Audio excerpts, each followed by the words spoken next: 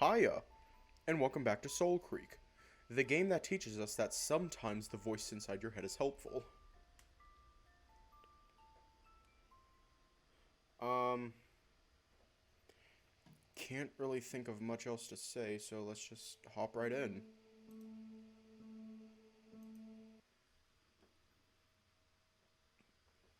Two figures enter the lodge on alongside Loken.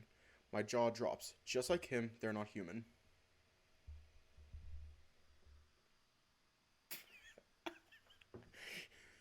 Oh no. The chief is a saber-toothed Hiya! The chief is a saber-toothed tiger, almost as monstrously huge as Loken. She's meticulously dignified. Her dirk teeth look vicious enough to shatter bone. I don't know why, but next to her, Loken seems like a petulant pup. Next to her, another woman follows. A weasel? Badger? I'm not quite sure. She's smaller than the other two, closer to my height, but feels cemented in self-assurance. Loken bows his head to the chief. She mirrors the gesture. Dravonia, my chief. Hello, Loken. The husky turns to the weasel. Taki. Aye, chap. Got fresh wood burning. Warm in here. She's got a perky, rounded accent that I can't quite place. Before Loken can reply, she notices the portable heater pointed at me. Ah, you fixed it! Yes.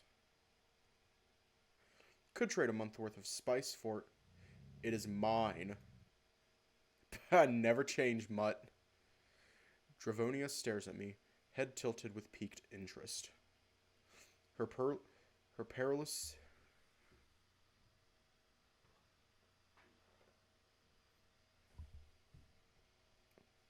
Her perilous saber teeth are angled right at me. My heart lurches. I see what you mean, Loken. Curious creature. Bite, what do I do? Just don't piss her off. She's the one who decides what happens to you. Should I say something? Whatever you do, don't say anything about me. They won't understand. Dravonia looks at me for an uncomfortable length of time. I look back, anxious. Taki, what's your counsel? Taki cocks her head, inspecting me as one might inspect a diseased dog from a safe distance.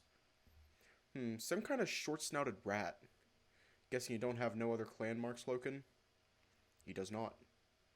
And he is not rat. He does not smell like one. You been sniffing him? You and your bloody nose. I feel completely ridiculed by the way they're talking about me, like I'm some kind of animal.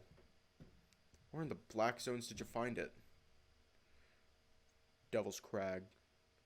That's bloody miles away. What was he doing there? Thumb in your sheath? Oh God. Oh my.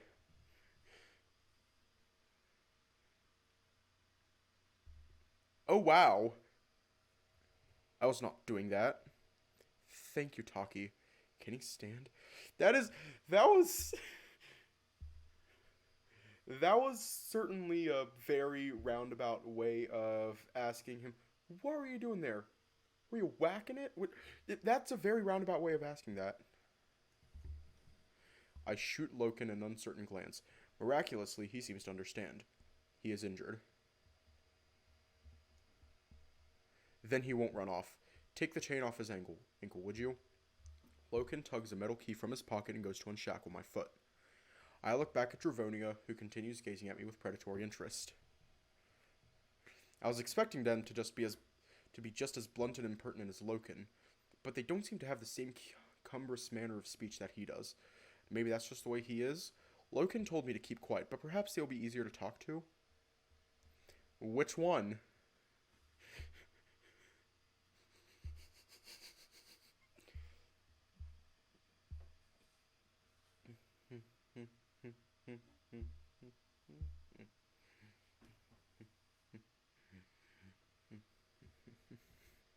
Let's do that then.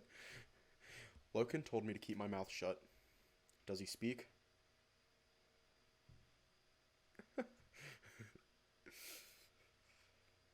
Loken snorts grumpily.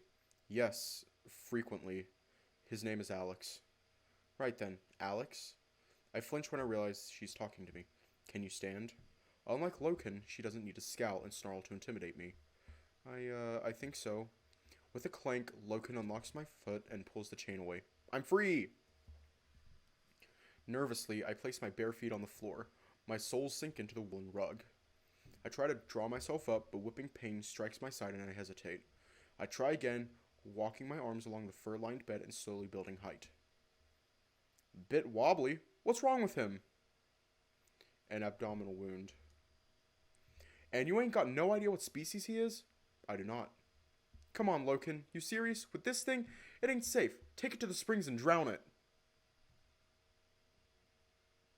Which one? Oh my god. I gotta pull it up. I gotta pull it up. We can do both. Get fucked. Are we all in agreement?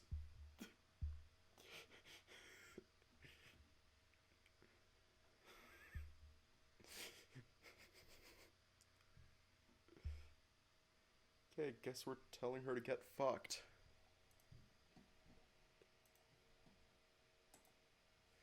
Hey, get fucked, you horrendous bitch. I can still hear you.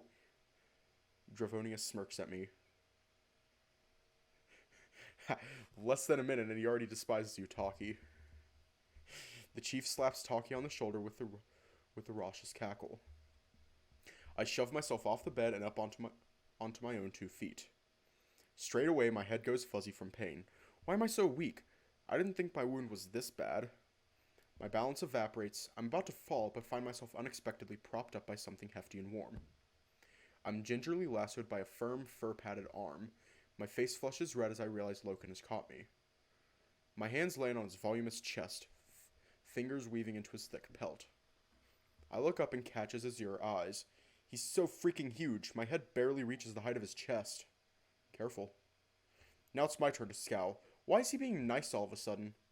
I have to admit, he's really comfortable against my bare skin. Like, really comfortable. He's so soft. I push myself somewhat reluctantly away from him and grab one of the wooden posts for support. Loken steps back. Dravonia doesn't look too impressed with me. I've never seen anything quite like you. What species are you? I already told Loken. He didn't believe me. I'm not Loken. Try me. Here goes nothing. Hopefully they're less stubborn than the hound. I'm human. Her gaze darkens. Is that so?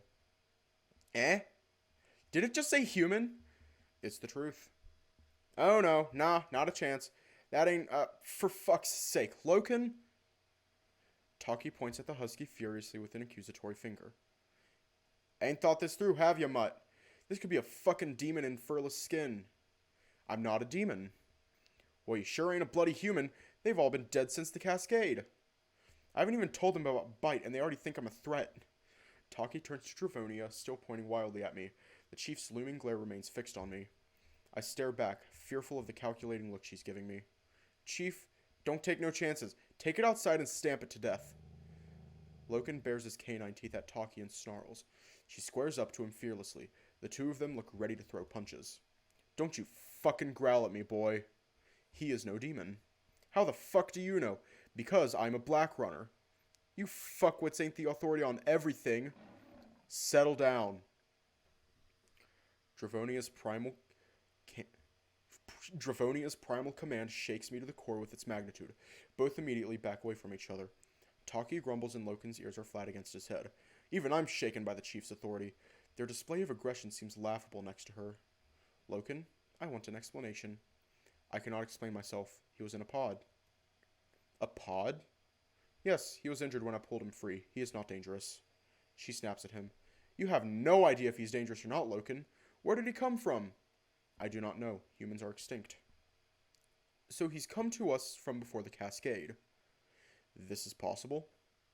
Consider the facts, Loken. He's either a time traveler or a liar, and I suspect he's not a time traveler. So... Dravonia fixes me with her emasculating stare. I'm barely able to stand. I'm freezing. I'm starting to tremble from the pain in my side. Alex, humans all died a long time ago, so how did you get here? Can at least I sit back down first? If you must. Uneasily, I meander back to the bed and sit back down on it, clenching my teeth and shivering in relief as the warmth of the heater hits me again. I feel dizzy, nauseous. I take a moment to catch my breath while she stares at me. Loken was right. I'm still very weak. I Why is it shivering so much? He is injured. He is cold. Cold? Fuck off. It's bloody summer. It is true. His skin is cold. Ugh, you touched it? Loken snarls at her. Perhaps humans prefer warmer climates? It ain't human. It's a bloody rat demon. Thank you, Taki. Alex, I'll ask again. I need to know exactly what you are and how you got here. Spare no detail. He has no memory. Loken cuts in before I can blurt out a reply. I'm sorry? He has no memory. Explain. I cannot. You cannot? I feel like Taki's going to be the comic relief. He did not know his race is extinct. I find that hard to believe. I'm still catching my breath, but I'm just about able to keep up with the conversation. I'm still getting up to speed. Loken told me about the Cascade and the Black Stones and stuff. What happened to your memory? I don't know. I just woke up here. Dravonia shakes her head, then turns to the others. First he claims to be human, now he claims to remember nothing. It doesn't sit right. Why is she so distrustful of me? What did I do? You know what? We need Aeon to look at him. He can tell us if he's safe or not. Who's Aeon? Dravonia steps over to study me closer, her orange eyes scanning me up and down. Aeon is a friend of the clan. He is a master of the old knowledge. Old knowledge? The Zephyr called it science. He's very wise. He could infer the truth by examining you. Exactly the kind of person I need. Great, let's go see him. It will take a few days for him to arrive. In the meantime, I must decide what to do with you. How long were you inside the pod, Alex? I don't remember any pod. Then what's your intention here? Are there other humans I should know about? I don't intend anything and I don't remember. I'm getting sick of saying the same thing over and over. You know, he could be telling the truth. Demons can't leave the black zones, right, Loken? No, it is impossible. Even you don't know what they might be capable of, Loken. Loken huffs irritably. At least he's on my side. He may be a surveying Zephyr. The pod was very old. He may be a surviving Zephyr. The pod was very old. Yet the human you found inside is not? Unless you're about to tell me human lifespans are centuries long, Alex. No, up to 100 years if we're lucky. I realize I'm not helping my case here, but lying to them is only going to make things worse. So how'd you survive in there that long? How many times do I have to say it? I don't know! Maybe the tube was keeping me preserved? She raises an eyebrow at me. If you're not from here, how else did you speak Ilalian? Damn it, I don't know how to answer that. I suspect one more. I don't know will be the final nail in the coffin for any hope of her trusting me. I don't... Dravonia shakes her head before I can even finish the sentence. She scowls at the other two. The fact that he refuses to tell us where he comes from is suspicious enough. It's not that, I just don't remember. You're right, Taki. I want Aeon to examine him. We need to know he isn't a threat. Loken, you said you found the human's pod in Devil's Crag. Tomorrow morning, you'll return to it. Perhaps it... No. Why? A demon was present. After I found Alex, I was almost discovered. Fuck's sake, Loken. You gotta be more careful. If we lose you, I am fine, but it will be unsafe to return for several days. Alright, you'll go back there as soon as you think it's safe. Loken acknowledges her with a nod. Until Aeon arrives, we'll keep Alex restrained and confined to the holding pens. What? You can fuck right off. I'm not your prisoner. Immediately, I know my outburst was a mistake. Her fiery eyes burn into me. Before I can look to Loken for support, she steps over to me and blocks my view of the husky. Dravonia kneels down behind her stone-cold face. I can almost sense her sneer, like a bemused predator toying with its condemned prey. Alex, do you know the name of these mountains? No. Do you know where the nearest black zone borders are? No. Have you any idea how to hunt, stay warm, survive? No. Then I don't think you're in a position to argue. If you weren't so tight-lipped, I might feel less wary letting a creature found in a black zone into my clan. Perhaps you're being honest, or perhaps there's something you're not telling me. My jaw tightens. There is something I'm not telling her. You may be the last human, the last Zephyr. That would be something quite remarkable. Conversely, you may be trick conjured by demons. Even my Black Runner cannot say for certain that such a thing is impossible.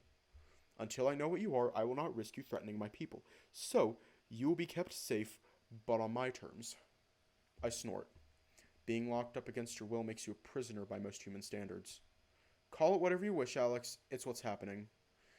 If you have truly lost your identity, you must be as curious for answers about yourself as we are. No? There's a slight pause. I have to admit, she's got me there. I am, but... Then you will do as I say and allow Aeon to study you. But know this. If his assessment leaves us guessing, I'll assume you are either dishonest or dangerous. The demons are clever, and I will not risk keeping a ploy of theirs alive in my clan. What? I'm not a demon. I'm not... I will not take that risk. I'm telling the truth. You can't kill me. I try to look at Loken for support, but she shifts to block my view of him. I'm sure Aeon will acquit you of being a threat. If not, well, we'll cross that line when we come to it. Before I can respond, she gets to her feet to address the other two. What am I supposed to do? If I tell them the whole truth, they'll kill me for sure. I lock eyes with Loken desperately and give him a pleading look. He just looks away. Guess it really was just another piece of salvage to him. Our guest has arrived at a busy time. The mating troop will be here in a few days. The what? Loken, will you be participating in the indulgence? The husky bares his teeth in displeasure. I've never seen him quite so uncomfortable. No. Are you sure? I will not partake. Dravonia squints at him. Fine, but I expect you there regardless. Your absence would be noted by the troop. Wow. Loken looks like he's trying to suppress another outburst. Something has really angered him. Taki, you'll ride for the Razorback clan. Find Aeon. Tell him to get here as soon as he can. I don't know. Say nothing of the human except to him. The last thing we want is Caius finding out about this. As you say. The wardens will watch over the human until Aeon arrives. Bind Alex's wrists. Take him to the pens now. He should... No! Out of nowhere, Loken snarls menacingly at them both. He steps between us, blocking their view of me, and faces them down. No. No. You disapprove? He is mine. What? The human is my salvage. I invoke my right. Alex is mine. He stays with me.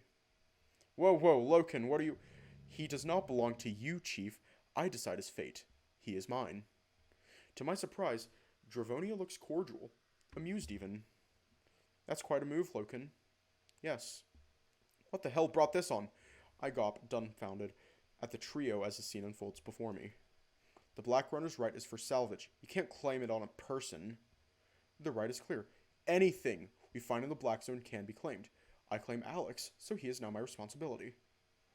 It's unprecedented, I'll admit. But you're asking for a great deal of trust from me, Loken. If the human isn't safe, he is safe, and he is mine. I will decide his fate. You know what, Chief? This could work. I frown. She's on my side now? Go on. If he is some kind of threat, then Loken is the best person to keep an eye on him. You want to keep the rats safe and away from the other clans? So, keep him with Loken. It sends a message, don't it? Everyone knows Loken. Ain't nobody gonna dare touch a salvage. Not after the last time. This is the same woman that suggested drowning me earlier. Dravonia nods thoughtfully. That is a good counsel, Taki. Good counsel. What do you say, Alex? I blink, surprised that I've been acknowledged at all. I don't want to be anyone's property. You'll be his responsibility, not his property. What do you say? Loken said he didn't trust me earlier. Why the sudden change of heart? I look up at him, trying to discern the husky's motives. He looks back at me, his gaze soft, and smiles warmly. I feel oddly calmed. I'll stay with Loken, then. Then I'm obligated to respect the Black Runner's right. He's your problem now, Loken. I still want Aeon to determine where he comes from, but you have my word he won't be harmed. If he turns out to be dangerous, then on your head be it. Unbelievable. He seriously undermined her authority, and she's just going along with it. I imagine it'll be quite an adjustment, sharing your home with him. But try not to injure him again. Loken nods sheepishly. Chief. And perhaps get some layers for him to wear. I hear the tailors have fashioned linens after Zephyr relics. They might be suitable. I will walk back to the village with you to collect some. Good idea. I think you have some explaining to do to me. Loken's ears droop. Yes. He looks at me and points. You will stay. As bossy as ever, I nod at him. Not like I was plotting for a quick getaway. What do humans eat? Moments ago, she was prepared to kill me. Now she's asking me what I want to eat. I'm still reeling from the total inversion of my situation. I try to keep calm and play along. Loken saved me, but I don't want to stretch my luck any further. I'm not fussy, I suppose. Aeon said they were omnivores, didn't he? Very well, Taki. Remain here until Loken returns. Aw, come on, you're leaving me with the rat? Just watch him for Loken. We won't be long. I'm sure my first guardian can handle that. Fine, fine. Until tomorrow, then, Alex. I expect you to regain your strength. There's still much to be discovered about you. Walk with me, Loken. Dravonia fixes me with a final compounding stare, then heads for the exit. My eyes are struck with the blinding light again as the door opens. I shield myself from the cold wind as Loken and Dravonia leave. I'm left alone in the lodge with Taki. Things just turned around for me jarringly quick. I don't know what to think now. She rests her arm against her spear, head shaking irritably. Hey. A-rat? I was wondering. Honey badger. I blink at her. I'm a honey badger. That's what she was going to ask. Don't ever talk shit at me, rat. I'll rip your dick off and smack you around the face with it till your head caves in. What the fuck? Just gonna save that. That was beautiful. We good? Yeah, we good. You got it. You're, not still planning to drown me, are you? She rolls her eyes. Look, rat, nothing personal. You're Loken's problem now, and I respect him. So if he says you're safe, you're safe. So no, I ain't gonna drown you. But don't try nothing, or I'll rip my dick off. Yeah, I got that. Grand. She stares at me expectantly. Just wanted to say thanks. For sticking up for me back there. Taki smirks. Don't go getting a wet tip over me. Was just doing me job. You don't seem dangerous. You can barely stand. It's fucking amazing. Dravonia's gotta be ruthless. It's her job. Me, I go with me gut, and me gut says you're too weak to wank off a fly. I'm not sure if I should feel reassured or offended. Well, thanks either way. Hey, all good. We go back to staring at one another. She's leering at me, amused, as though daring me to say something else. So the chief said you were her first guardian. What's that? Advisor and defender. Like a bodyguard? Yeah, most chieftains have 3 or 4 guardians, chosen from the best warriors in their clan. Dravonia's only got the one. Why's that? Pah, you seen her? One's all she bloody well needs. You know what people do when I tell them I'm Dravonia's first guardian? They laugh. Are all the chieftains as tough as her? Ha! Nah, not by a long shot. She's got a real good rep in these mountains. She's a great warrior, second only to one other. Who's that? You're looking at him. You? Who'd you expect? I blink at her, then shrug. So are you a black runner too? Nah, black runners ain't trained to be warriors.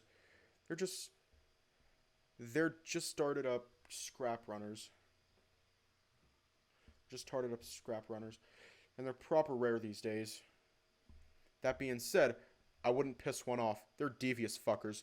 Mighty smart and got heaps of tricks up their sleeves. Frankly, I wouldn't want to pick on anything that came within a mile of a demon and not die. I'm glad Loken's on our side. I'd never start a fight with him. Don't tell him I said that, though.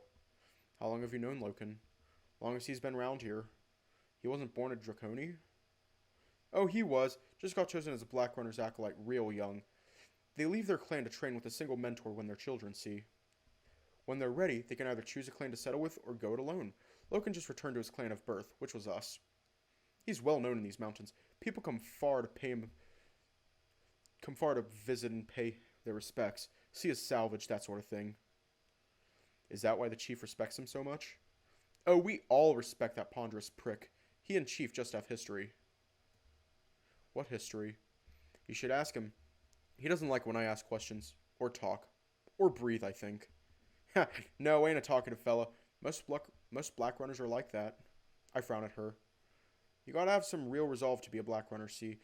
Demons in the black zones mess with your head, and the only black runners know how to stay sane around them.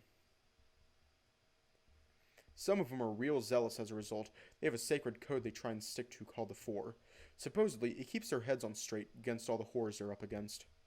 Loken ain't like that, but he still takes it serious.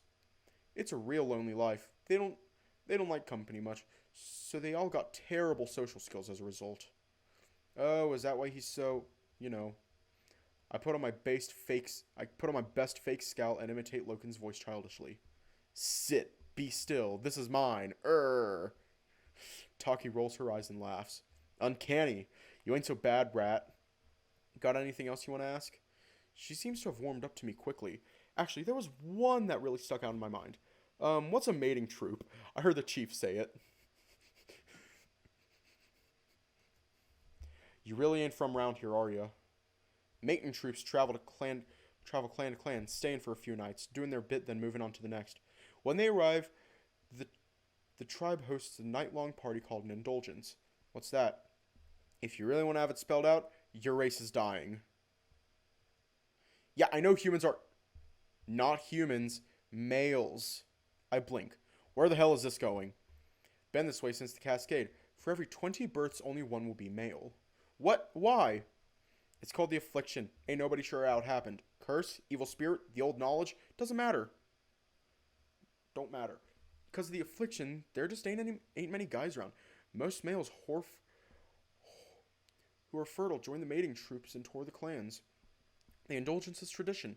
Real luxury event.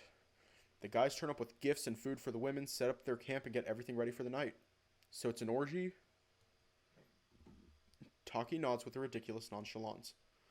A sacred occasion to all clans, and our only shot at keeping birth rates up.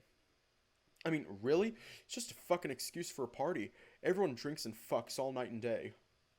That's... wow. Don't worry, we're getting a troop in a few days. You'll see it yourself.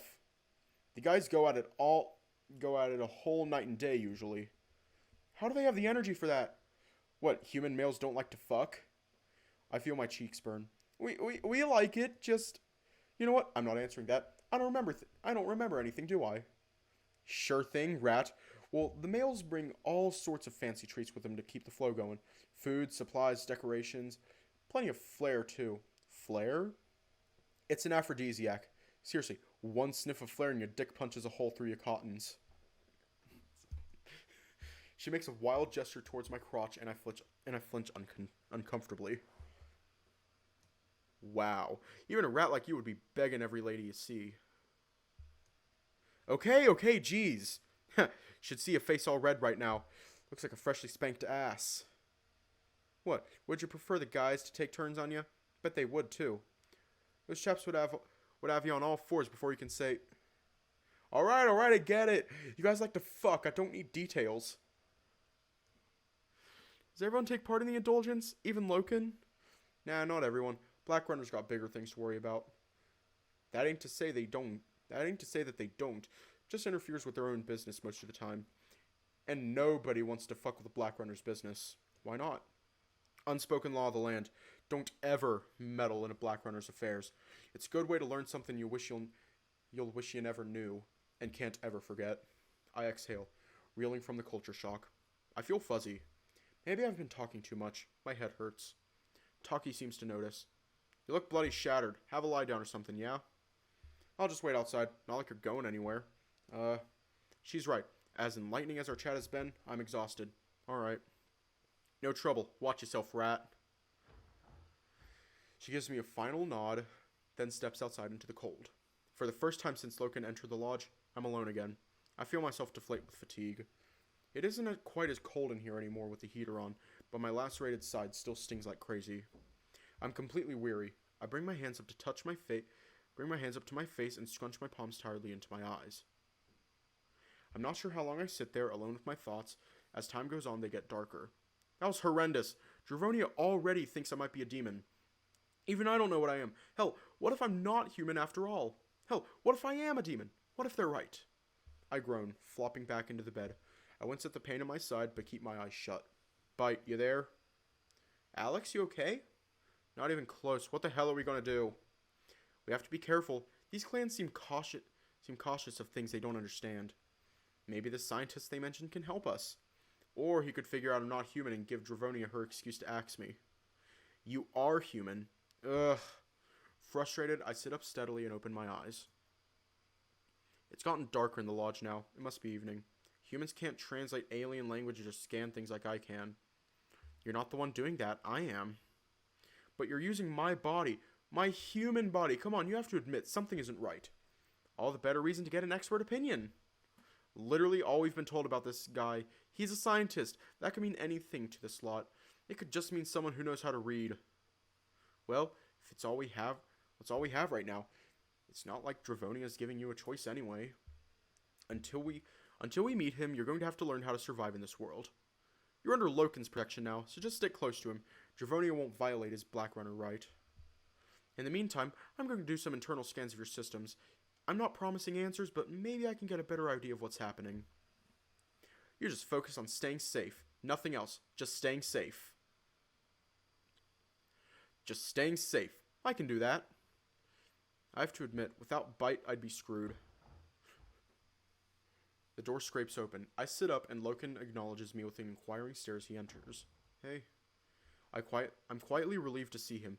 Pretty much owe him my freedom now, and he's my best source of protection. He has a brown sack of supplies clutched in one paw, some firewood tucked under his armpit, and a thick rolled up blanket over his other shoulder. I've brought food. Oh, thanks. I'm not hungry. I hadn't even thought about food until he mentioned it. I've brought firewood. Ah, thank you again. I've brought bedding and clothes. My face lights up. Really? Great! Anything warm was preferable to these topless rags. A thought suddenly occurs to me. When you found me, was I... Naked? Yes. Oh. Fantastic! Loken tosses one of the sacks onto the bed. I tug towards it and peer inside. The clothes aren't what I expected. They've been put together from various materials and colors. There are linen, wool, and fur pieces here. The first thing I pull out is as thick as your hoodie. It's a decent fit and seems thickly padded for warmth. There's a large pocket at the front to put my arms in. I also find a thick pair of leggings, a rugged tunic, a black woolen toque, and some clunky primitive footwear. There's even a pair of hefty cotton socks and some cruelly sewn boxer shorts. Given what the others wear, I was expecting Loken to bring me some kind of skimpy tribal outfit. These designs are pretty modern. Where did you get these? Our tailors fashioned them. But they look like Zephyr clothes? Yes. Why? They are okay? Yes, they're great. Are you sure I can have these? Loken shrugs. They are suitable for you. He blinks. They are suitable for you? Yes, yeah, they are, thanks. I hold the hoodie up in front of me. I'm not sure how they managed to dye it blue. It's a similar shade to Loken's eyes. Taking a leaf out of his book, I press it to my nose and sniff it. Not as bad as I thought. Reminds me of your eyes. The hoodie. Hoodie? It's a hoodie. It is called a hoodie. You didn't know that? No. Oh, well, I was just saying, it's the same color as your eyes. This is important? No, just thought it was neat. Okay. He sits, cross-legged, by the fire pit and begins filling it with pieces of firewood from his sack. I tug the tunic, and then the hoodie over my head. I take care not to agitate my wound. It's comfortable, and warm. This is great, Loken. I appreciate it. Okay. Loken takes a pawful of dried moss from his sack and lays it onto the firewood. I pause to watch him build the fireplace, fascinated. He puts a longer piece of wood on the ground in front of him and takes a smaller stick from his sack.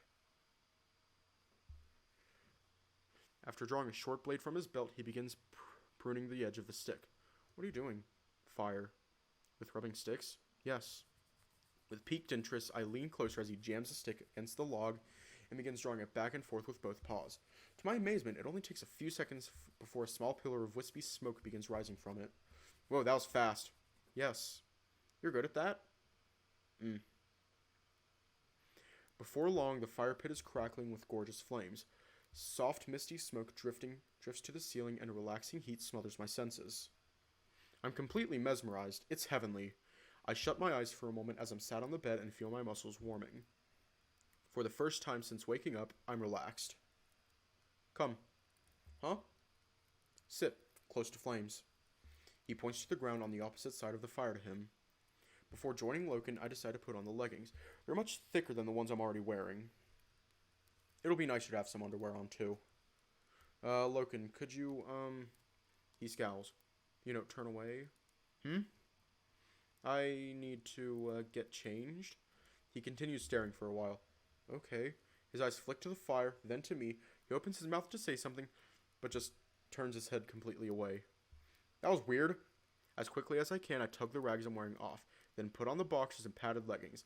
They feel a little odd, but I'll take it over having my flesh exposed to the cold. Finally dressed, I drag myself over to the fireplace and hunker down opposite Loken. Oh my god.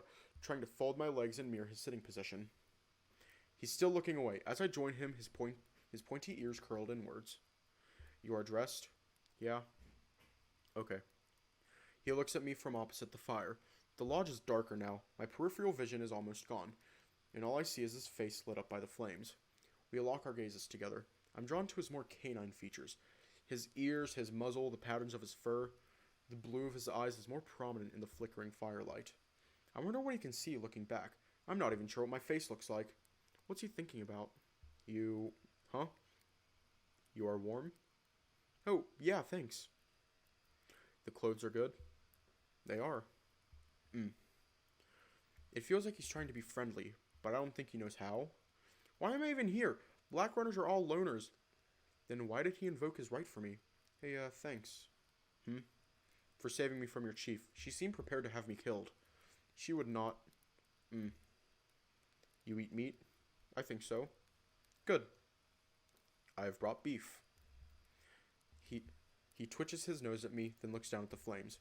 He's avoiding the subject. Hey, at least he isn't scowling at me anymore. Why did you claim me? He doesn't answer. You said you didn't trust me before, then suddenly become my acolyte. Sorry? You have wit. Wit? It is a black runner's instinct. It is one of the four.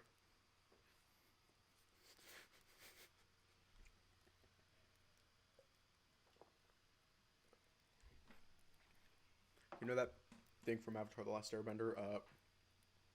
Sokka. How he's just like, meat. Just that. The four? What? That is our creed. Wit is the Black Runner's sense. It is how we identify Zephyr Salvage and navigate their ruins. It is our spiritual link to their culture. You will be a great Black Runner. I stare, dumbfounded. That's why he invoked his right. Is he insane? Why would... Wait, this is because I identified some of his junk earlier. Like the toothbrush. He thinks I've got some kind of magic connection to Zephyr Salvage. I don't want to outright reject him in case he throws me out of his home. But at the same time... look, Loken, I don't have wit. I don't have the four. I just remember that stuff. I think maybe I was alive before the cascade, so like the Zephyr were my people. It does not matter. We will start training soon. Well, hold on. Sorry, but I can't be a Black Runner. I only found out what a Black Runner is today. I don't know anything about anything. You will learn. I am definitely not scrap runner material. I haven't even looked outside this lodge yet. I haven't found any demons. I've never fought any demons in my life. You do not know this. You remember nothing. Alright, he's got me there. We do not fight demons. We outwit them. You only just met me. My mentor also chose me quickly. But Loken, come on, this is nuts. Taki told me you take acolytes when they're children. Aren't I too old? Loken opens his mouth to answer, but hesitantly shuts it again. His muzzle points downward and his drift off to the side. I wouldn't be your first acolyte, would I? No. How many? 2. What happened to them? He has a very somber expression on his face. Acolytes should be older and wiser, as you are. You are small. You have perfect wit. The Zephyr warrior people. You can help us. Whoa, help you? How? You have much to offer. I can offer you sarcastic remarks, that's about it. We will see. Become my acolyte. In return, I will help find out where you have come from. I know there are things you are not saying. I gulp. This is okay. Become my acolyte and we will find out together. Loken. Enough. You are tired. Only think about it. Here, I have brought food. Loken reaches into his sack again, fumbling around for something for something inside. I want to press him further and insist that he's completely insane, but my eyes widen when he pulls out a red apple. My chief suggested humans may eat fruit. I chuckle. Huh, yeah, we do. You are smiling? I nod as he passes it to me. I just remembered I had a dream, I think. About apples. Explain. Nothing, just one of the first things I remembered when I woke up. Loken's eyes dip in confusion. He doesn't seem to understand, but doesn't question it. He picks up a hefty stick of beef jerky and bites a chunk off, chewing lazily. I look down at my apple. I'm not hungry. I scowl and flex my belly to detect any trace of hunger, but feel nothing. I need to eat, though, right? I bring it to my mouth. Stop! What? Bite's voice booms inside my head. I yelp in shock, and the apple tumbles from my hand. Alex? Sorry. You are okay. I'm fine. I dropped the apple. Explain. It was, nothing. I'm fine. Sorry, just slipped. Okay. His eyes soften, but he looks concerned. What the hell, Bite? Don't creep on my brain like that. He's gonna catch on. Sorry, I had to. It's important. Don't eat the apple. Why? It's poisoned? Aw, shit, the hound's trying to kill me? No, you don't need food. Humans need food to survive. No, you don't. You don't need to eat, ever. I've been running scans on your internal operating parameters. Your body is sustaining itself perfectly, but I can't tell where it's drawing the energy reserves from.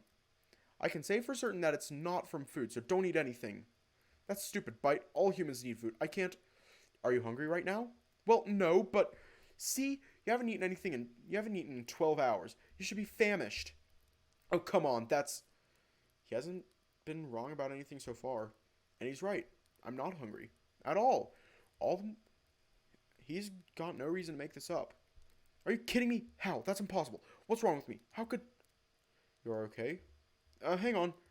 Talking to both of them at the same time is extremely jarring. Oh, I'm fine. Just... I toss and catch the apple in the air as casually as I can, then place it down next to me. I'm not hungry. I'll eat later, maybe. You are weak. I'll have something tomorrow. Humans, we don't eat that often, I guess. I'm fine. Alright. Thankfully, he doesn't question me. He goes back to munching on his jerky. These people are already suspicious of me.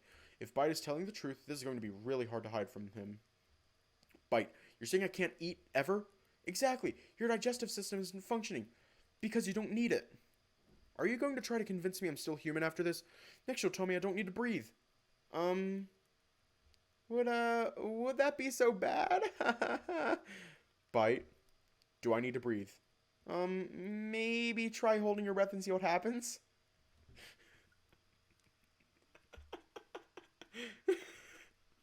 I look into the flames for a moment while Loken is quietly consuming his meal. I close my eyes and hold my breath. 20 seconds. 40. A minute. A minute and a half. I feel nothing. The urge to breathe isn't there. Of all the things I've experienced, this is definitely the weirdest. I still can breathe. In fact, it feels odd not doing so, but I don't have to. I can hold my breath indefinitely. What the fuck is wrong with me? What am I? Damn it. Alex? I open my eyes. I see Loken staring at me with concern. I hadn't meant to speak aloud. Sorry, I was... You are acting strange. I have upset you. Why would he think that? No, you haven't. It's nothing. I'm fine. I have not upset you? What? No, why would... It is your wound? Oh, yeah, it just stings. Bad. I don't need food or air. Then why do I still feel pain? Why do I still feel tired? I still have some human traits, but I've lost others. Loken promptly shuffles over to me and kneels down at my injured side. Oh, I'm fine, really. I raise a hand to try and dismiss him, but he ignores it. Be still. The husky gently brushes my arm aside. I reluctantly allow him to access the bandages. His paws tenderly graze the linen, and my sensitive flesh flares up in protest. He puts his other paw on my shoulder to steady me. You are in pain? A bit. Loken huffs. I will get Dawnlily from the shaman. Dawnlily? It is for pain. Oh. I feel the pads on his fingers and palms knead very lightly against my shoulder. I have to admit, he has some kind of magic touch. Every time his paws put pressure on me, He's looking at me. Hey. You are okay? I don't know, there's a lot going on. You are... small.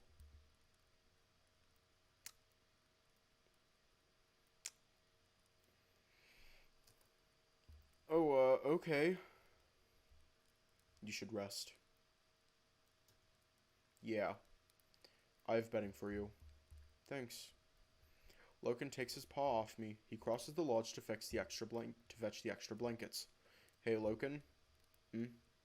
I mean it, thanks. I really don't know what's happening with me. I don't know why I can't remember anything or where I came from, but thanks. He twists his head in a very dog-like fashion, then nods. Alright, here. He passes me the blankets and a pillow to me. They're very thick. There's enough here for me to make some makeshift bedding on the floor. Stay by the fire. I will go to the village. What? Where are you going? I pull the blanket over my shoulders as he moves to the exit. The village. I mean, why? To see the shaman. What for? Dawn Lily, for you. Remain here. You need to rest. I want to argue, but he's right. I'm exhausted. Will you be gone long? I will not. Okay, thanks. Okay. His gaze lingers on me for a moment. Then he stoops under the doorway and heads back outside. I turn back to face the fire. The heat soaks into my skin and my muscles begin to feel lighter. I'm exhausted. My body starts to feel heavy. I'm hypnotized by the flames dancing before me. My face is starting to feel dry from the heat, but I don't care.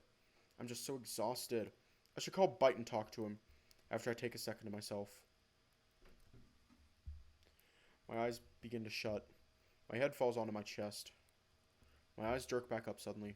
All my peripheral vision has gone dark. There's just those gorgeous warm flames. I shut my eyes.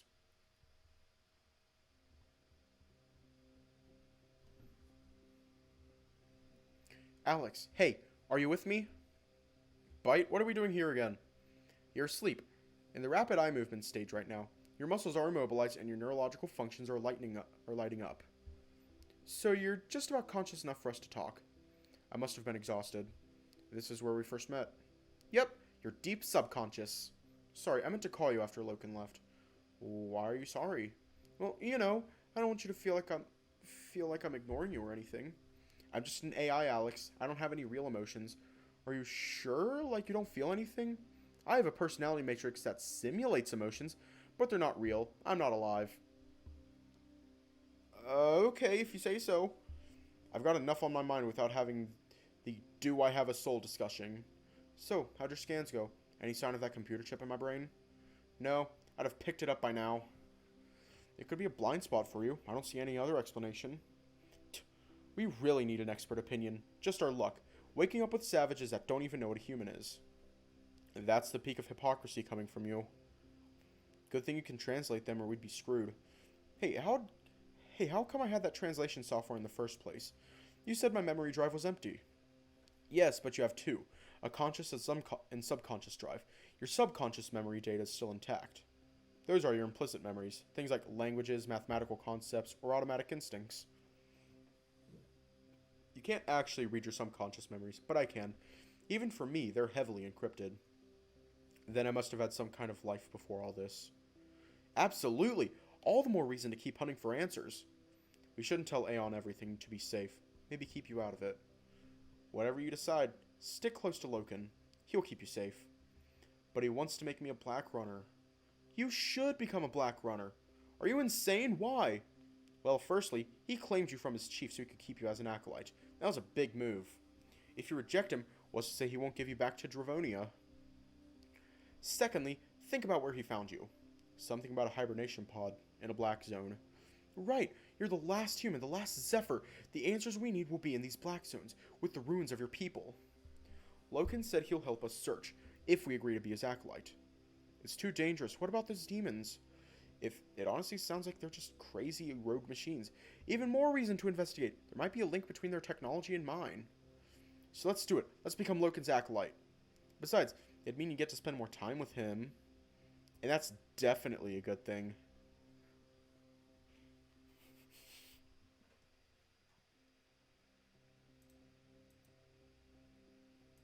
Don't open your SAS directory at me.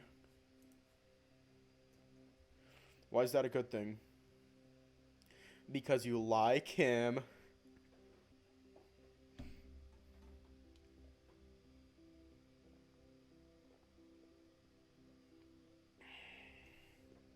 Excuse me? You're physically attracted to him. No, where did you get that from? The signs are all there. There's higher levels of dopamine and oxytocin in your system since you met him, and your heartbeat rises whenever he touches you. Bite, stop. Just stop talking. You're crazy. I'm not... Am I? Can you not read my body like that? Some things are private, you know? I didn't read your thoughts or anything. You might as well have. Sorry, Alex. I didn't mean to make you uncomfortable. But you do like him. No. I guess maybe I did think he was kind of hot in a weird way.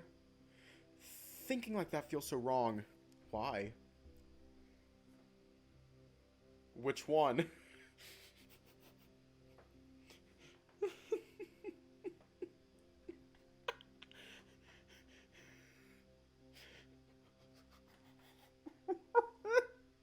Jesus Christ.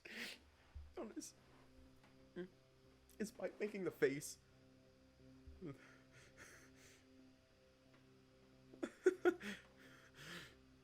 We'll just go with the second option. We're different species. What even is he? I wouldn't worry about that. You're pretty similar anatomically. Oh, sure, you don't have a tail or a muzzle, but I'd say you're perfectly compatible. But he's fucking huge. How'd that even work? Work? You know, logistically. Maybe you should ask him for a demonstration. Do you have an off switch? Hey, you're pretty flustered. I figured out how to annoy you. I'll find a way to uninstall you, I swear. Want Loken to hug you better? Yes. I mean, no. Fuck off, Bite. So you can feel sexual attraction, huh? That's another human trait. Yay! Brilliant. I'm probably a horny android. Just watch where you point your antenna. Hilarious. Hey, are you ready to wake up? Now? Yep, your optic nerves are picking up the morning light. And your suprachiasmatic nucleus is already pumping you with cortisol. I definitely butchered that. I have no idea what any of that means. They're your bodily functions. Are you just using fancy words to show off your big, throbbing AI brain at me? Ugh. Just open your eyes, dickhead.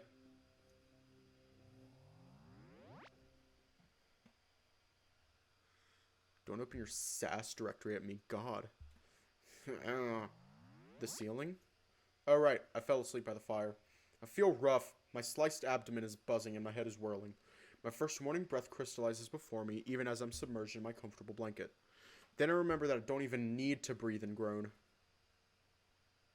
I slowly sit upright. The morning light is seeping into the lodge, and there's no escaping the biting cold. Loken, you there? A wisp of smoke rising from the extinguished fire pit is the only other thing moving in the lodge. I can, however, hear voices just outside the door. I realize I haven't actually been outside Loken's home yet. I can't hide in here forever. It'll be good to actually see the world I've woken up to. Bite, what time is it? Still pretty early in the morning. How are you feeling? Rough. Better than yesterday, though. I tentatively lift my clothes up to check the bandages. They've become frayed overnight, but otherwise seem fine. You know, he did a good job stitching this up. Wonder where he learned to do that. Maybe he'll teach us. As I sluggishly clamber out of the blanket, my hand grazes the apple Loken left for me last night. Ugh, nope, still not hungry. Looks like Bite was right. I have no need for food. What are we going to have to do about this? They already think we're keeping something from them. Which we are. For good reason. They won't understand. Just stick to the plan. Only a more modern thinker will be able to help us, so we blend in and wait for Aeon. Loken is going to notice if we keep refusing food. We might have to tell him too. No, not yet. Don't take the risk. Well, then can I just eat anyway to keep up appearances? Nope, definitely not. Trust me, you don't want to clog up your insides with food your body can't digest. It won't end well. What about the breathing thing? Luckily, your breathing function still works fine. It's the actual respiration part that isn't. Meaning, you're exhaling the same oxygen you're breathing in. It's just dead air. But as you say, it keeps up appearances. In drinking, hydration still appears to be an issue, so keep drinking water.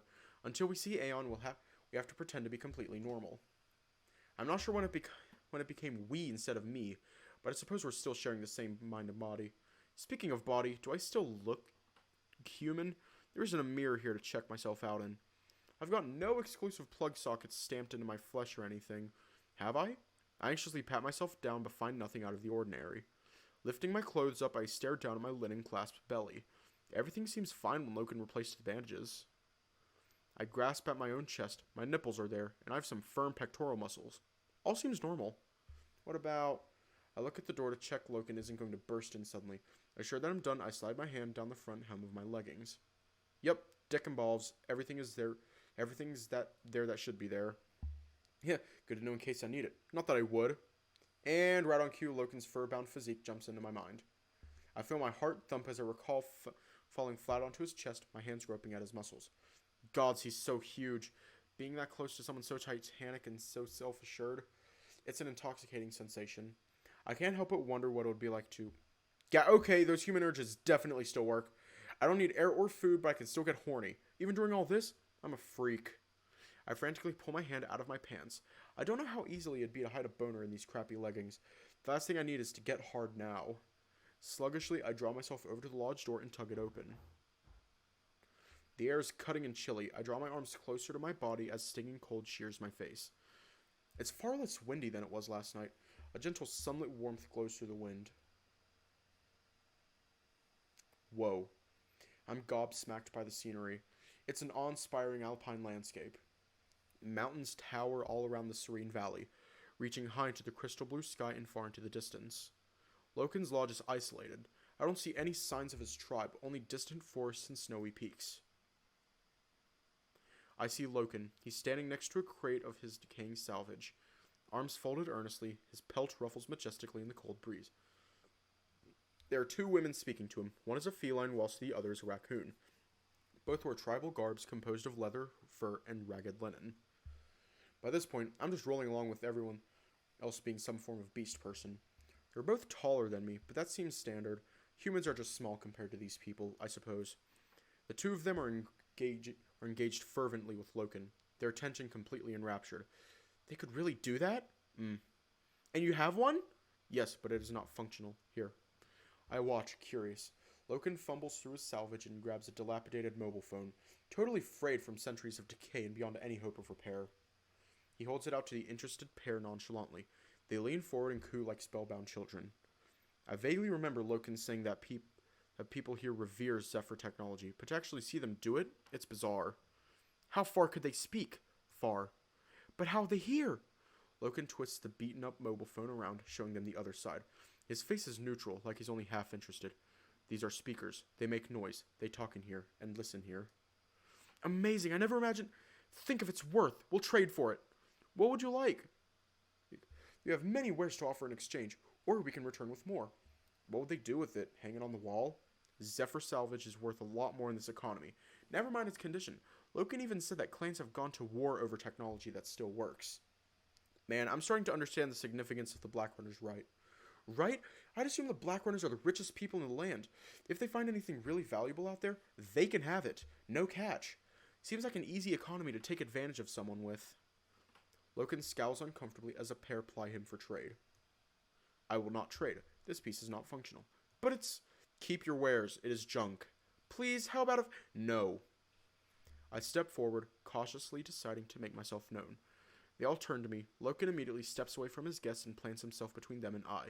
The women gape in bewilderment. Oh right, I'm the first human they've ever seen. You are awake. Yeah. You are in pain? A little. I can walk, though. I have Dawn Lily for you. Loken? Who is this? Loken and I swiftly turn to the two women, who are totally perplexed by me.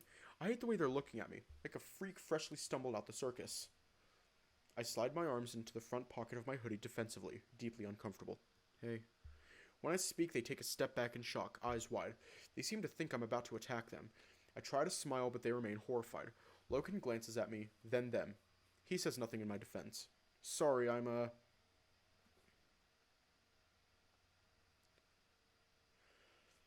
We're gonna leave off here tonight, and we'll decide this tomorrow.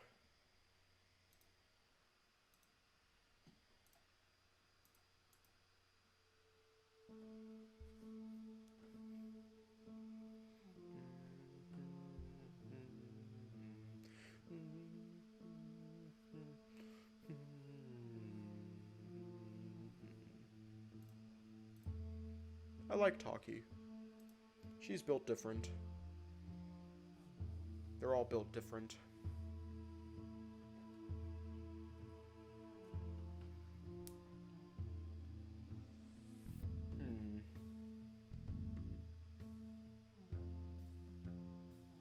Oh my god, right? Oh my god, like, I swear, if those two met up, if, like, Taki and Karen met up, they could, like, rule the world.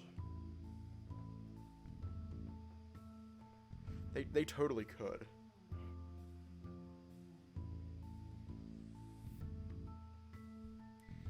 He's written realistically, like, oh my god. Not much else can be said, so stay safe, have a good night, and I'll see you all tomorrow.